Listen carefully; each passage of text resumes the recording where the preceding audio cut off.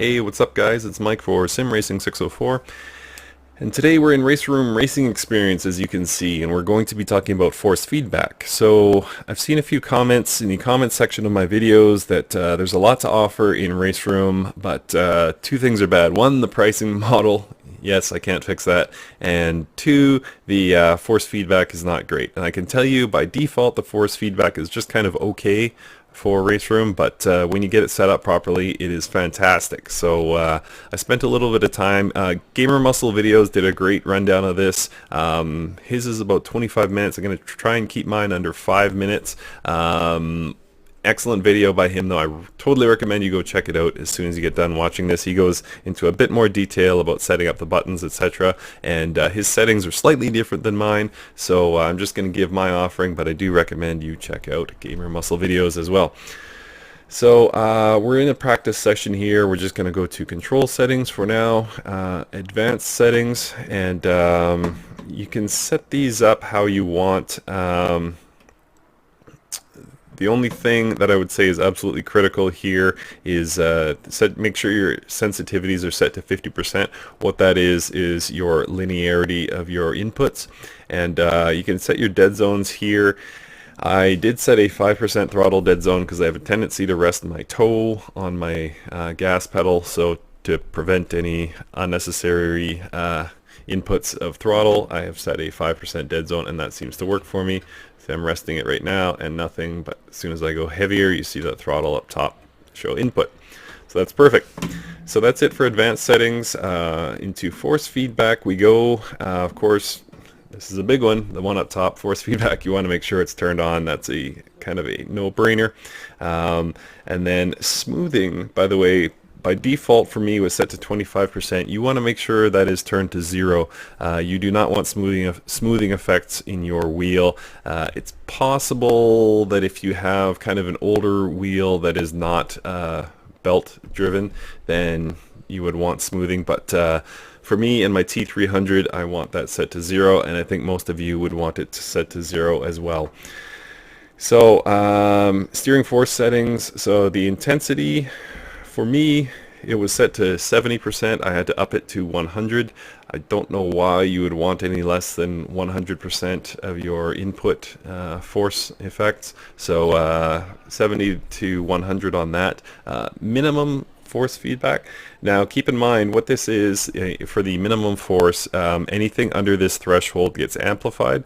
Anything light gets amplified, and what we don't want is amplified light sources of input. Sorry, I'm going to try that again. What we don't want is light effects to be amplified into big effects and take away from your steering or anything like that. So the way to do that is to set this to 0. Sorry about that. And the understeer, we can turn this quite high actually. Something RaceRoom does extremely well is give inputs to the wheel to tell you your wheels are slipping. So I'm going to turn that way up to 80%, and that is what works for me. The rest, I have these at 50%. You can kind of feel the effects of the turning of the car or the downforce from the aero. So I like to have it at about 50%. I wouldn't go much higher than that, but I do like the effect, so I wouldn't go much lower than that. But you can certainly tinker with that.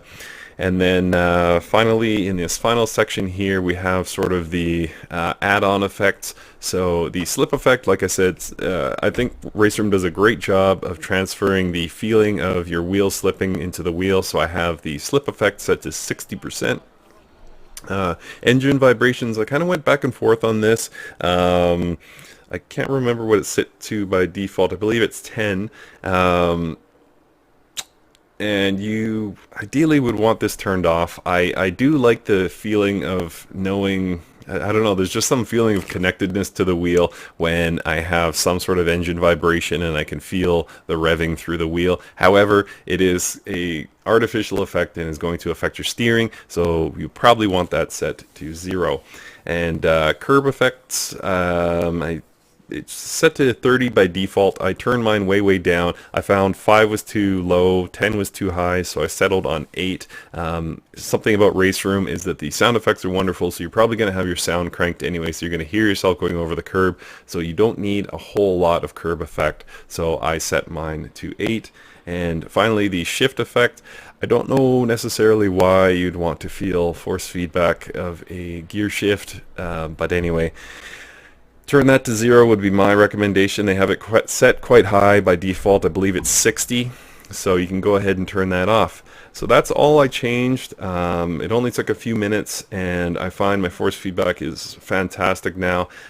One more thing actually I want to get into is under vehicle settings. So we were just in control settings, but if you go back to vehicle settings, is this correct? Sorry, car setup, then steering settings. My apologies.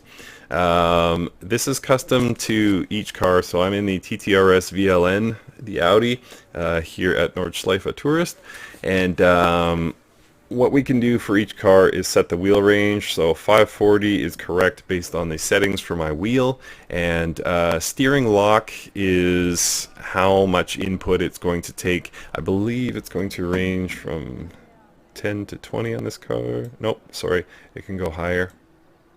8 to 25. So with a lower setting of 8, you're going to need more turning of the wheel to get the same effect in your tires, and higher setting is very sensitive, so you won't need to move the wheel very much. So I took a very neutral setting here and just chose 16.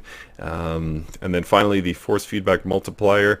I like my wheel quite strong. I'm a bigger guy, so I appreciate the force feedback strength of my wheel, so I set mine to 2. It can go all the way down to 1 and probably as high as 3. Ooh, as high as 5. You'd have to be some sort of world strongman to deal with that. I am not, so I set mine to 2, and that feels about right.